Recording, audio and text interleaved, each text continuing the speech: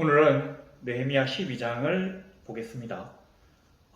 우리가 지난주에 10장을 했는데 11장은 사실 예루살렘 성에 거주하는 주민이 너무 적기 때문에, 그러니까 처음에 이스라엘 사람들이 가나안에 정착하고 제비를 뽑아서 각 지방별로 이 기업이라고 하는 땅을 배분합니다.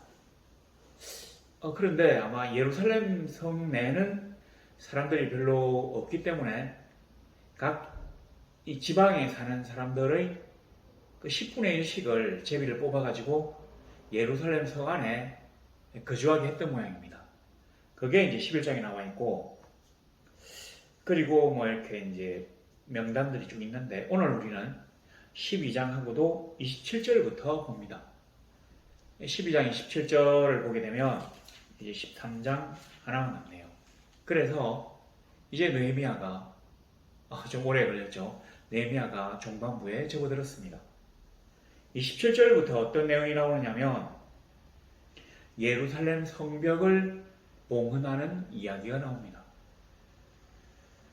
자, 그런데 예루살렘 성벽을 봉헌하기 위해서 예루살렘 성벽을 완공하고 적시로 날짜를 잡은 게 아니라 한 몇 달 정도가 걸렸다고 합니다. 왜냐하면 성벽을 봉헌하기 전에 먼저 옆에 있듯이 예루살렘 성의 주민들을 채우고, 사실 워낙 많이 외부에서 쳐들어오니까 사람이 없으면 성을 지킬 수가 없잖아요. 그래서 주민을 채우고, 그전에는 또 예루살렘 성벽 안에서 살 이 거룩한 백성들의 그 언약에 대해서 언약 갱신을 한번 꾀하려고 사람들을 불러가지고 지파별로 모여서 도장도 찍고, 그리고는 6월 달에 종교력 6월 25일 날 성벽을 재건했기 때문에 7월 달부터, 그러니까 우리 이스라엘 민간력 1월 1일부터 한 달간 각종 행사가 많습니다. 종교 행사가. 이거를 하고 이러다 보니까 시간이 좀 흘렀어요.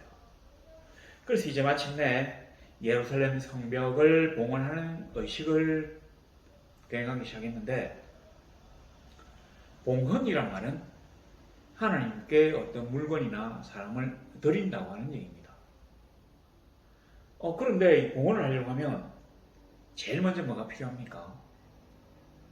봉헌할 물건, 이게 깨끗해야 되거든요.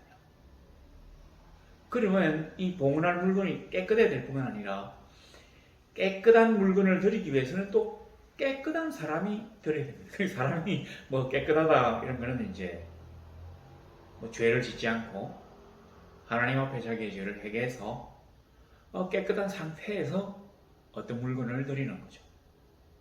이게 이제 27절부터 나와 있는데, 이 본문에서는 제일 먼저 뭘 했는 거 아니? 여기 보니까 그 레위 사람들을 찾아서 예루살렘으로 데려다가 감사하며 노래하며 재금을 치며 비파와 수금을 사며 절거의 봉헌식을 행하려 하네. 그러니까 제일 먼저 이제 성벽 봉헌식을 하겠다고 하고는 제일 먼저 한 게 예루살렘 그 성벽 바깥에 사는, 그러니까 아마 이 사람들이 예루살렘 인근 지역에 살고 있었던 모양입니다. 보통은 제일 먼 곳이 한 24km, 가까운 곳은 한 7km, 6km, 뭐 이런 쪽에 이제 사는 사람들을 불러들였어요. 레위인들을. 어떤 레위인들이 이 예루살렘 사방에 살고 있었던 거 아니? 뭐 아삽 가문, 우리 시편에 보면 뭐 아삽의 영장에 맞춘 노래 이런 거 많이 나옵니다. 노래하는 사람이거든요. 레위인들 중에서. 그 다음에 여두둔 가문, 또 아마 노래하는 사람인 것 같아요. 그리고 또 다른 가문인데 저는 잘 모르겠습니다. 하여튼 이 세 가문이 이게 이제 가문별로 좀 이렇게 동족촌을 이루어서 살고 있습니다. 그러니까 이 사람들을 불렀어요. 왜냐하면 노래 부르고 악기를 치고 악기를 뭐 연주하고 이렇게 해야 되니까. 이제 이게 남아 있는데, 그런데 30절에 보니까 제사장들과 레위 사람들이 몸을 정결하게 하고 또 백성과 성문과 성벽을 정결하게 하니라. 그러니까 우리가 어떤 그 성벽 봉헌식을 하려고 하면 시할 때 사람들을 정결하게 하는 게 아니라 그 전에 이미 정결례를 행해가지고 정결한 사람과 정결한 성문과 성벽 그리고 정결한 백성들이 다 이루어져야만이 봉헌식을 할 수 있는 겁니다. 그래서 가령 이제 내일 봉헌식을 한다 이렇게 되면 봉헌식 하기 전에 이러한 어떤 그 성별에 관한 예식들이 다 이루어져야 됩니다. 여기 뭐 어떻게 성별하는지는 안 나와 있잖아요. 정결하게 하고 어떻게 정결하는지는 안 나와 있지만 아마 유대 전통적으로 내려오는 정결 예식을 따랐을 겁니다. 뭐 자세하게는 이제 얘기하기 곤란하지만 뭐 이런 거죠. 제사장과 레위인들이 먼저 하나님 앞에 속죄의 제사를 드립니다. 하나님 제가 이거 잘못했습니다. 용서해 주세요. 그리고 난 다음에는 이제 기도하기 위해서 금식을 해요. 혈기를 줄이고 인간을 깨끗하게 그리고 난 다음에 이제 다른 거 일단 생략하고 그리고는 그 백향목에다가 우설초 있잖아요. 우설초 홍색식 이런 걸 해가지고 아마 그 희생 제사를 드린 그 새의 피를 갖다가 묻혀가지고 이제 제사장들이 자기들 서로 이렇게 뿌려줬던 모양입니다. 이제 정결 예식. 그리고 이거를 사람들에게만 뿌린 게 아니라 그러면 이제 이 깨끗해진 사람들이 정결하게 된 사람들이 이걸 갖고 가면서 뭐 성문, 성벽 이런 거를 이제 뿌리는 거예요. 이렇게 하면 정결하게 된다고 하는 예식이 나와 있습니다. 그걸 얘기한 것 같습니다. 하고 또 이 봉헌식에 참석할 사람들도 전부 다 이렇게 해서 정결하게 만드는 거죠. 그리고는 성벽 봉헌식을 시작합니다. 우리가 이 성경을 보면 첫 번째 우리에게 주는 교훈이 뭐냐면 하나님 앞에 어떤 물건을 드리려고 하면 그걸 깨끗하게 먼저 만들어야 된다고 하는 거죠. 근데 물건이 깨끗해야 될 뿐만 아니라 바치는 사람도 깨끗해야 된다고 하는 거죠. 가령 우리가 이제 헌금 같은 거 할 때 보면 이런 게 있습니다. 막 범죄를 저지르거나 피를 흘려서 남에게 빼앗은 물건을 가지고 하나님 앞에 헌금을 한다고 생각해 보세요. 하나님이 그 기뻐 받으시겠습니까? 그게 바로 이 어떤 정결 예식이다 이렇게 생각하면 됩니다. 그러니까 어떤 물건을 정결하게 하기 위해서는 그 물건을 바치는 사람 또 그걸 바치는 걸 진미하는 사람들도 전부 다 정결하게 되어야 된다는 거죠. 그래서 제사장, 레위인, 참석하는 백성 거기다가 성문, 성벽 전부 다 정결예를 거행해야 된다고. 우리가 정결하게 되려고 하면 먼저 회개 그리고 자기의 잘못에 대한 어떤 그 기도 그리고 육신의 어떤 이 혈기를 줄이는 어떤 금식 같은 거 이런 걸 하고 난 다음에야 비로소 정결 예식을 거행할 수 있다고 하는 거. 하나님에게 정결 예식을 거행하고 난 다음에 봉헌할 수 있다고 하는 거. 사실 요즘 보면 우리나라에 온 그 무슬림들이 뭐 할랄 음식 달라고 막 투정을 부리잖아요. 이것들이 말이 좀 이상합니까? 이것들이 이 사람들이 투정을 막 부리는데 그러니까 뭐 여기 댓글이 있어요. 공짜로 점심 주는 것만 해도 감사하지 이것들이 뭐 이렇게 적어놨는데 아마 뭐 그 비슷한 것 같습니다. 깨끗한 음식. 하여튼 일단 그렇게 하고 자 그런데 우리가 이제 더 깊이 생각해 봐야 될 게 여기 있습니다. 31절에 보면 이 정결 예식, 성벽 봉헌식을 어떻게 했느냐 하면 이제 정결례는 그 전에 다 거행했고 성벽 봉헌식을 하기 위해서 그 먼저 보내왔던 그 레위인들 그 찬양대라고 볼 수 있습니다. 아마 이 사람들이 뭐 이렇게 악기만 연주한 게 아니라 노래도 불렀던 것 같아요. 이 찬양대들이 절반이 레위인 찬양대를 절반으로 딱 쪼개가지고 이 꼴짝이 문에서 아마 양쪽으로 나뉜 것 같습니다. 꼴짝이 문이라고 보통 성이 이렇게 됐다면 이쯤에 있는 문인데 여기에서 두 대로 나눠요. 그리고 이 승가대를 두 대로 나누고 난 다음에 백성들도 두 대로 나눕니다. 그래서 이제 나눠가지고 한쪽은 북쪽으로 올라가요. 북쪽으로 올라가가지고는 양문 있잖아요. 양문.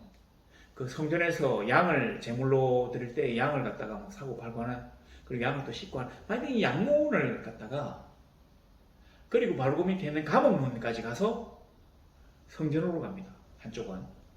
그리고 또 한쪽은 밑으로 가가지고 다이슨에서 내려가는 계단이 있는가 봐요. 저는 뭐 안 가봐서 모르고, 요즘 이 계단도 없지 싶습니다. 하여튼 뭐 옛날 그 예루살렘 성벽 내려가가지고는 수문까지 올라가요. 이렇게. 그 성이 이제 이렇게 돼 있다면 한쪽은 이렇게 가고 한쪽은 이렇게 가서 한 여기까지 가서 수문에서 성 안으로 들어와서 성전으로 가서 제사를 지내는 겁니다. 뭐가 더 중요하겠습니까? 성벽을 도는 게 중요한 게 아니라 하나님 앞에 제사 지내는 게 더 중요하죠. 자, 그런데 우리가 이게 그 여호수아가 여리고성을 점령하기 위해서 이스라엘 백성들을 끌고 여리고성을 빙빙 돌잖아요. 그래서 우리가 마치 여리고성을 도는 이 행위 자체에 어떤 주술적인 힘이 있다고 생각할 수 있습니다. 근데 이거 아닙니다. 뭐가 그러면 어떤 이 힘을 발휘하냐면 하나님의 명령에 순종한다고 하는 게 힘을 발휘하는 원천이 되거든요. 그러니까 도는 게 중요한 게 아니에요. 그런데 한 10년쯤 전에, 한 10여 년 전에 한때 유행했던 이 신학이 있는데 이게 뭐냐면 땅밟기입니다. 물론 제가 그분들을 뭐 비난하는 건 아니고, 그 풀러 신학교의 그 선교학부에서 아마 이게 나왔던가 봐요. 그러니까 그리고 그때 풀러 신학교의 신학부에서는 이거를 반대했습니다. 이거는 성경적이 아니다. 뭐냐면 이런 거죠. 가령 우리가 이제 외국에 선교를 가가지고 저 지역을 복음화 시켜야 되겠다고 하면 땅밟기를 하는 거예요. 찬송 부르면서 기도하면서 쭉 돌고, 그래서 여기에서 사탄의 세력을 몰아내고 악마의 세력을 몰아내고 하나님의 땅으로 만들게, 이거를 이제 이 사람들이 이 성결 예식처럼 이렇게 행하는 거예요. 근데 이거는 전혀 성경적인 게 아닙니다. 우리나라에서 옛날에 이런 게 많았어요. 무당들이 보면 땅밟기를 막 시켜요. 저 집을 네가 갖고 싶냐 그러면 너 저기를 한번 계속 돌아라. 사람들을 사서 계속 빙빙 돌아라. 그러면 믿게 될 거다. 아니면 너 장사를 하면 장사를 잘하고 싶어? 그러면 사람들 사서 빙빙 돌아라. 뭐 다 이유가 있는데 그 안에. 그래서 뭐 땅을 밟아가지고 길을 갖다가 뭐 말하지. 전혀 성경적이 아닙니다. 근데 그때 한때 이게 유행했어요. 특히 이제 선교 가는 사람들 사이에 아주 유행했던가 봅니다.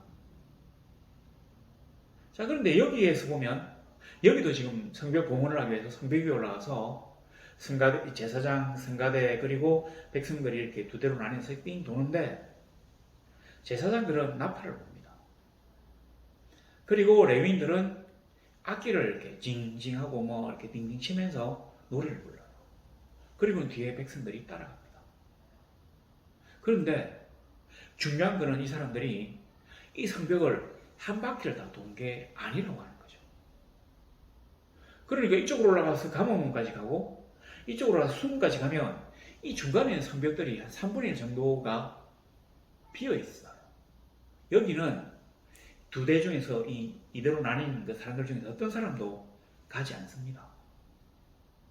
그리고 우리가 이제 땅밟기에 어떤 그 주술적인 힘이 있다고 생각한다면, 그러면 그 3분의 1 동안 3분의 1만큼 안 밟고 놔둔 성벽은 하나님 앞에 봉헌하는 게 안 된다는 말은 아닙니다.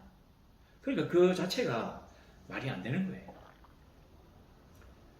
제가 생각할 때, 그러니까 여기서 이제 이 감옥문에서 수문까지의 성벽을 걷지 않았는데 성경에는 그 왜 안 걸었는지 안 나와 있습니다.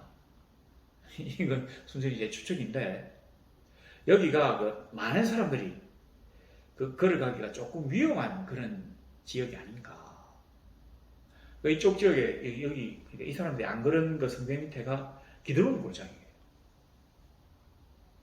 근데 기드론 골짜기인데 이 기드론 골짜기 쭉 올라가면 이쪽에 감람산이거든요. 그래서 아마 좀 이게 좀 뭔가 그 성벽이 좁고 가팔라가지고 많은 사람들이 걸어가다가는 추락의 우려가 있어 안 간 게 아닌가 제 생각입니다. 그러니까 이 성벽을 돌고 안 돌고가 이 성경 본문에서는 어떤 의미도 우리에게 주지 않는다고 하는 거죠. 그러니까 막 땅밟기 어떤 큰 의미를 두고는 이 성벽을 다 한 바퀴 돌아야 하나님 앞에 드리는 게 되는 거가 전혀 아니라고 하는 겁니다.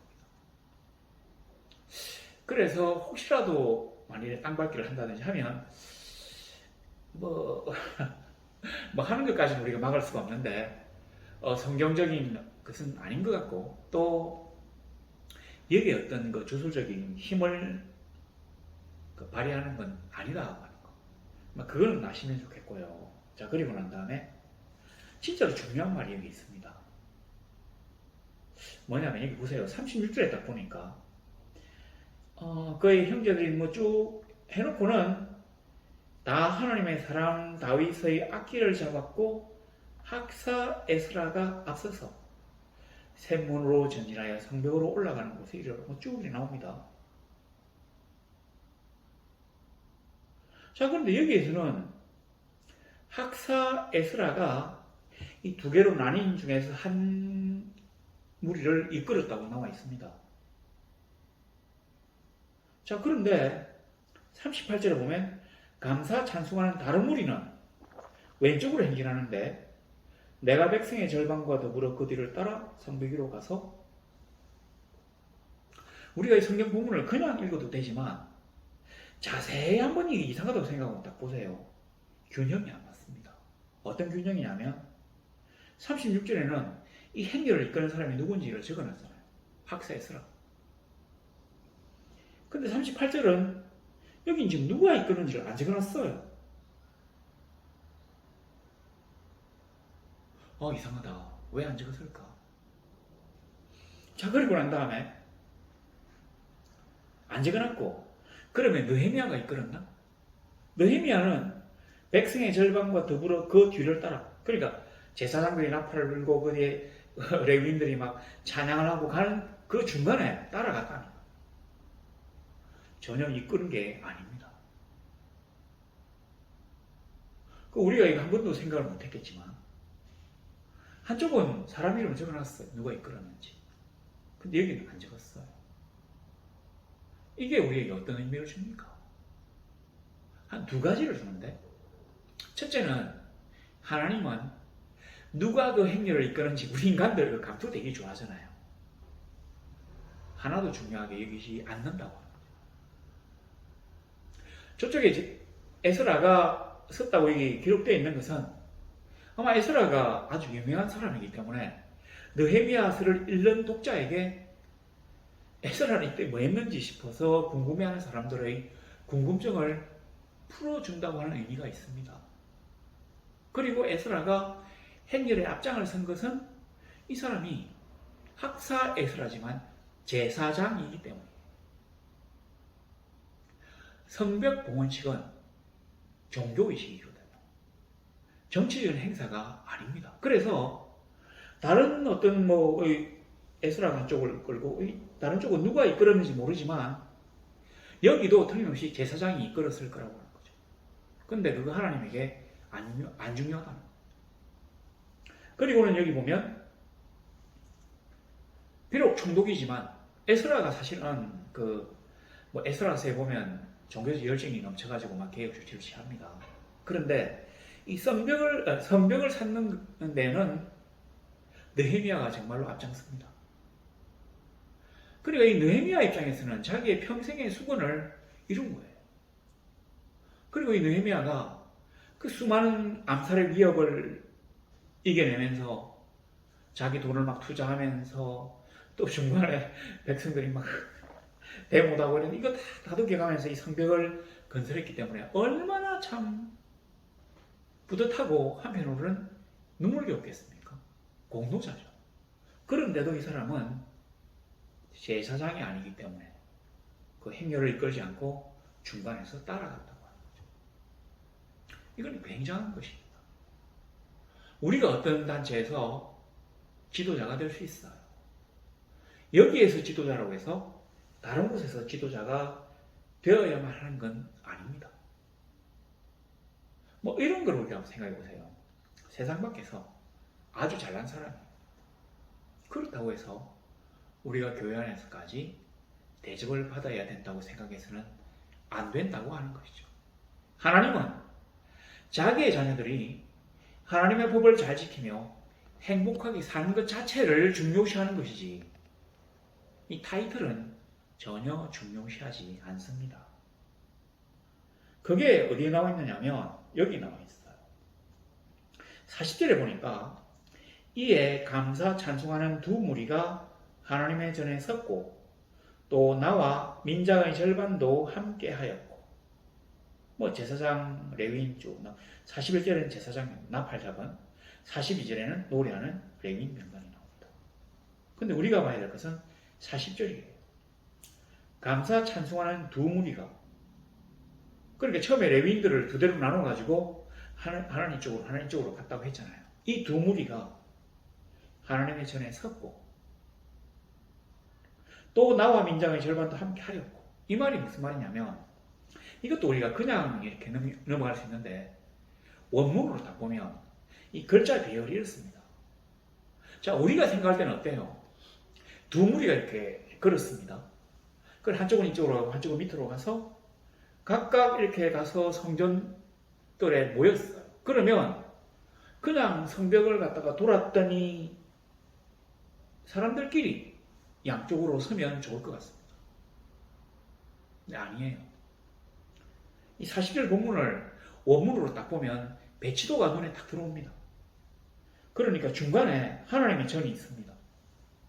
그리고 이쪽 편에 감사 찬송하는 두 무리, 그러니까 양쪽으로 나뉘어서 앞에 이끌었던 제사장과 레위인들이 하나로 합쳐가지고 이쪽에 선 거예요.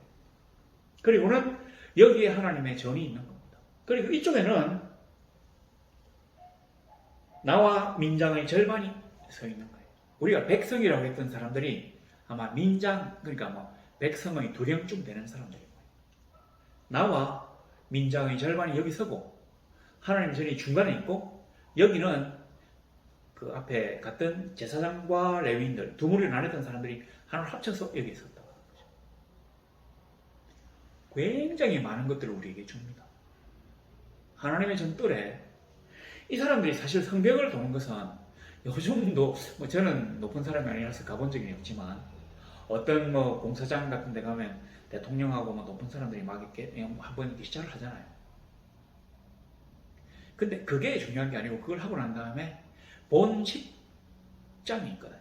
거기 가면 이렇게 단 배열이 있습니다. 북한 같은 데 보면 자기들끼리 주석단이라고 해가지고 그 이름 부르는 순서대로 보면 높은 사람 순서래요. 그래서 서열 매리기 이렇게 얘기하는데 여기 보세요. 본 식장에 들어가는 게 진짜 중요합니다. 그런데 여기에는 제사장과 레위인, 우리가 말하면 성직자들이 딱 써요. 여기는 나와 민장의 절반, 평신도가 쓰가 있는 거예요.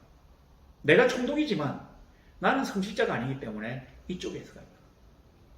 자, 이거하고 근데 우리가 이제 보면 보세요. 민장의 절반이 함께 있다 했잖아요. 왜 절반이 함께 있겠습니까? 그것은 성전들이 너무 비좁고 민장이 너무 많기 때문에 레위인과 제사장은 사실 숫자가 얼마 안 됐던가 봐요. 근데 민장이 너무 많기 때문에 이 사람들의 절반을 끊어가지고 성전뜰의 바깥으로 내요. 바깥뜰에 보내요. 좀 나가 있어라. 생각해 보세요. 그 본 예식장에 들어가는 걸 얼마나 이 사람들이 고대했겠습니까? 그런데 사실 레위인과 제사장은 명예로운 사람들이지 실질적인 권력이 있는 사람들은 아닙니다. 민장, 그러니까 백성의 두령들, 수령들, 족장들, 총독, 이 다 높은 사람들이잖아요. 근데 이 사람들의 절반을 쪼개가지고 너그 간다고 해요. 왜냐하면 여기는 하나님의 전이야. 그래서 여기에서는 제사장과 레위인이 더 우선이야. 그러니까 너희들이 나가. 이래서 절반이 앉아있는 겁니다. 절반은 바깥으로 나가. 사실 우리가 요 간단한 이 구절에서 느헤미야가 얼마나 이 이스라엘을 종교 공동체, 성전 공동체로 만들려고 했는지를 알 수 있습니다. 우리는 하나님의 율법 앞에서 다 평등하다. 내가 총독이고 너는 백성의 수령이고 너는 두령이고 너는 귀족이고 총독의 보좌관이고 뭐 어쩌고 저쩌고 다 필요 없어. 우리는 모두 똑같은 하나님의 백성이야. 그리고 저들은 하나님의 교역자야. 사실은 보면 의미야가 여기서 제일 큰 사람이잖아요. 그리고 이 제사장들 중에서 대제사장 이름이 제가 막 찾아봤습니다. 너무 이상해서 없어요. 엘리야십이라고. 이 양반 도대체 뭐 했는지 여기 안 나와 있습니다. 하나님에게는 그런 게 하나도 안 중요하다고 생각해요. 그럼 뭐가 중요하냐? 나의 법을 제대로 지키는 것. 여하튼 뭐 그래서 절반이 밖에 나와 있습니다. 그리고는 41절에 보니까 제사장 엘리야십이 아니라 엘리야김이 나와 있네요. 나팔을 잡고 그 다음에 찬양하는 레위인들이 있고. 자, 그리고 보세요. 43절에 이날에 무리가 큰 제사를 드리고 우리들이 이게 진짜 강토욕이 굉장합니다. 명예죠, 명예. 특히 그 목사들이 명예욕이 아주 많아요. 한 자리 하는 거. 총회장 진짜 하고 싶어하고 그 다음에 뭐 어떤 합친 어떤 연합회 회장하고 싶은데, 제가 오늘 딱 보고 정말 좀 놀란 게 뭐냐면, 그럴 수 있죠, 연합회. 그러면 회장, 부회장, 총무, 서기, 회계 쭉 있으면 되는데, 놀랍게도 대표 회장이 있어요. 아마 회장들이 엄청 많은 모양입니다. 도대체 뭐 하는 것인지. 너무 우리가 좋아하는데. 그리고 또 어떤 행사 있으면 그 설교 맡는 사람, 기도하는 사람, 사회하는 사람, 앞에 나와서 돌리는 사람 많잖아요. 그런 거 진짜 하고 싶어 하거든요. 명예죠. 근데 40절에 보니까 무리가 큰 제사를 드리고 심히 즐거워했으니 사람 이름이 하나도 안 나옵니다. 하나님이 그거 중요한 게 아니거든요. 누구라도 하나님 앞에 진실된 제사를 드리면 되지. 누가 드리고 누가 불을 사르고 누가 집게를 들고 누가 향로를 흔들고 하나도 안 중요해. 이게 안 나오잖아요. 안 나와. 우리가 생각해야 될 건 바로 이런 겁니다. 하나님은 잘생긴 개미, 못생긴 개미에 대해서 우리가 인식이 없듯이 하나님도 마찬가지로 인간이 가지고 있는 어떤 허명 하나도 안 중요합니다. 우리가 갖고 있는 부 하나도 안 중요합니다. 문제는 먹고 사는 거예요. 하나님은 우리에게 포괄적인 복을 허락하십니다.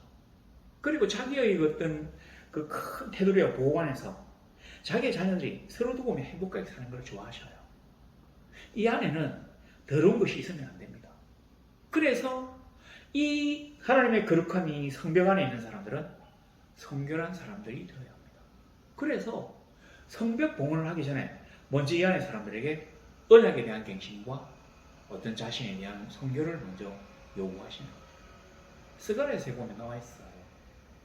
하나님이 예루살렘을 진리의 성읍이라 하고 하나님의 거룩한 성산이라고 부를 것이다. 그렇죠. 우리가 하나님의 백성이 된다고 하는 것은 하나님의 거룩한 성질을 회복하는 것을 말합니다. 우리가 사는 도시에 엄난과 제약과 부정과 부패가 막 있어가지고 더러워서는 안 된다고 하는 것을 얘기합니다. 하나님의 공의가 위에서부터 밑에까지 정확하게 제대로 흐르기를 하나님이 요구하십니다. 그렇지 않을 때 거기는 성별될 수가 없습니다. 하나님에게 드릴 수가 없어요. 우리가 막 봉헌을 행하는데 예배당도 봉헌하고 뭐도 봉헌하고 하는데 그렇게 하려고 하면 드리는 사람들이 깨끗해져야 합니다. 그리고 그 안에서 네가 잘났니가 없애야 합니다. 오른쪽 왼쪽에 선 사람들이 제사장과 레위인이 아니에요. 제사장 레위인 그 다음에 나와 민장, 그리고 중간에는 성전이 있는 것이죠. 우리가 하나님을 중심으로 해서 너와 내가 힘을 합쳐서 이 아름다운 공동체를 만들어가는 것입니다. 그래야만이 진정한 봉헌이 되는 것이죠. 자, 그런데 이 43절이 이제 마지막인데 이걸 보면 이 즐겁다는 말이 한 4번 정도 있네요. 큰 제사를 드리고 심히 즐거워했으니 하나님이 크게 즐거워하게 하셨습니다. 부녀 어린아이도 즐거워했으므로 예루살렘이 즐거워하는 소리가 멀리 들렸느니라. 이게 보니까 부녀와 어린아이도 이 제사에 참여했다는 얘기니까 화목 제사구나. 이걸 알 수 있고요. 또 하나는 도대체 그날 얼마나 즐겁길래 즐겁다는 말을 4번이나 썼을까. 근데 원문으로 보면 즐겁다는 말이 5번이 들어있습니다. 하나님이 크게 즐거워하게 하셨습니다. 이 말이 사실은 원문에는 즐거움을 즐기게 하셨다. 즐거움을 즐겁게 하셨다. 이런 식으로 되어 있습니다. 그러니까 즐겁다는 말을 여기 2번 썼어요. 즐겁다는 말을 2번 쓰니까 우리가 번역하면서 크게 즐거워했다. 이렇게 얘기합니다. 그러니까 요 한 절에 즐겁다는 말을 5번을 썼습니다. 왜 이렇게 즐거운가? 나와 있네요. 하나님이 즐겁게 하셨어요. 우리로 하여금 너무 즐겁도록 만들어 주셨습니다. 사실 이들이 가지고 있는 것은 약합니다. 이제 겨우 성벽을 만들어 가지고 그리고는 멀리서 와서 이 성벽을 한번 돌아보고 제사 지내고 그리고는 즐거워했답니다. 자기들은 사실 여기 보면 부녀와 어린아이인데 좀 죄송한 말이지만 이 부녀와 어린아이 일반 백성들이 사실은 성벽 위에 못 올라갔습니다. 우리가 여기 백성이라고 되어 있잖아요. 그런데 그 백성이 사실은 민장들이에요. 이 사람들은 성벽 위에 올라간 거예요.